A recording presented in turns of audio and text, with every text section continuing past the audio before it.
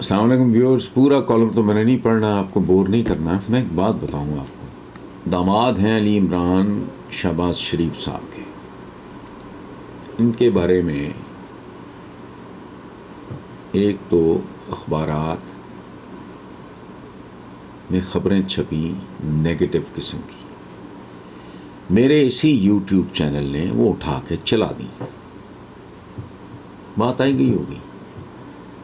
چند دن کے بعد انہی اخباروں نے معذرت چھاپی کہ ہم نے علی عمران کے بارے میں جو کچھ کہا وہ غلط تھا اور ہم معذرت چاہتے ہیں.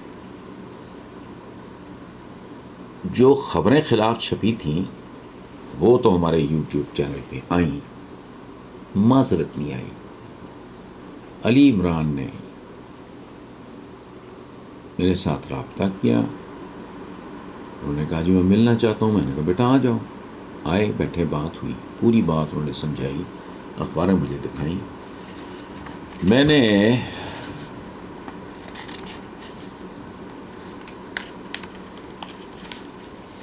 میں تھوڑا سا پڑھ دیتا ہوں. میں نے علی عمران کو کہا، میں نے کہا دیکھو بیٹا، مجھ سے غلطی ہو جائے، حماقت ہو جائے، لا علمی میں ہو جائے، بے خبری میں ہو جائے، اس کے لیے میں رب سے بھی معافی چاہتا ہوں، اس بندے سے بھی.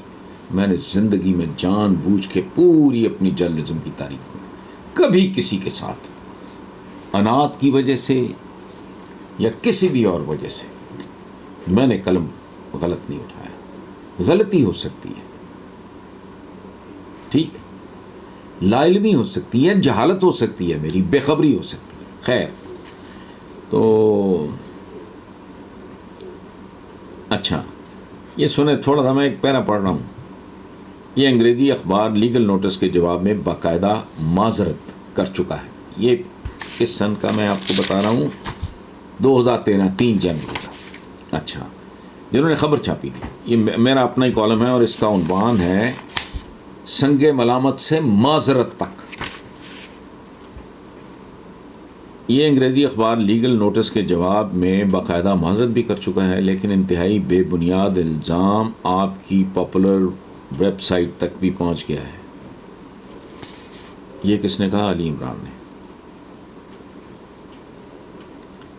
تفصیل کو چھوڑیں. کو اینٹی کرپشن پہنچی. عمران نے سارا ریکارڈ سامنے رکھ دیا کہ یہ ڈیل تھی جس کے مطابق یہ آدمی روٹین میں قسطیں جمع کراتا رہا اور لوگ روٹین میں ریل اسٹیٹ میں سرمایہ کاری کرتے ہیں، اور یہ آدمی ہمارے دیگر کلائنٹس میں سے ایک تھا. خیر، بات ادھوری. میں نے پوچھا ملزم نے عمران کا نام کیوں لیا؟ وقتی ریلیف کے لیے، کیونکہ عمران چیف منسٹر کا سن ان لا ہے. جواب یہ ملا. میں نے ایڈمن کو سختی سے اپنے ادارے کی ہدایت کی کہ آئندہ شدید احتیاط برتیں کہ ایسی خبر تو کیا، کوئی ناگوار ہلکی اور معیوب بات بھی براہ راست میرے یوٹیوب چینل پہ نہیں ہوگی. اسی لیے ہم سنسنی خیزی بھی نہیں کرتے، چالو کام بھی نہیں کرتے، تجزیے بھی الٹے سیدھے پیش نہیں کرتے. ہم محتاط دھیرے چلنے والے لوگ ہیں. اور ریسنٹلی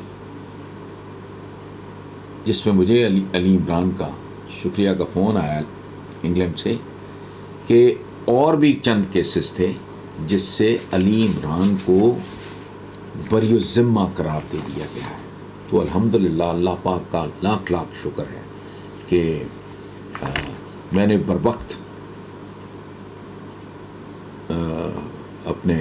اپنی غلط حرکت کا، حالانکہ میں نے نہیں کی تھی، لیکن چونکہ میری ذمہ داری ہے، ادارہ میرا ہے، اس لیے میں نے بروقت اس کی تصحیح کی، معذرت کی. اسی کالم کے تھرو جس کا عنوان تھا سنگ ملامت سے معذرت تک. آئی اپولوجائزڈ. اس کے بعد کمپلیٹ اپالوجی ہمارے صفوں پہ چھپی. دس از کالڈ جرنلزم.